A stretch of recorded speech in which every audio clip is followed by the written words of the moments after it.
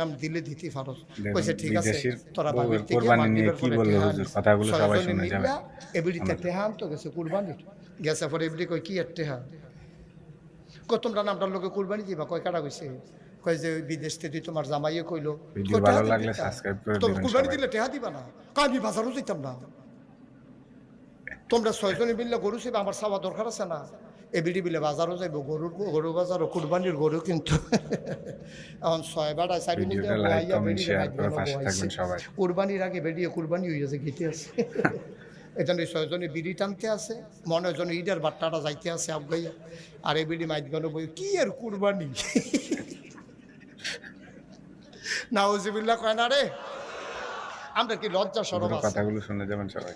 আমরা কি লজ্জা সরম আছে? তুই বেড়া আল্লাহর ওয়াজিব দেওয়া বিধান, তুই কুরবানি দিবি, ছয়টা বেড়াই মিললে একটা বেড়িরে মাইক গানো বয়াই দিছ। তোর লজ্জা সরম আছে?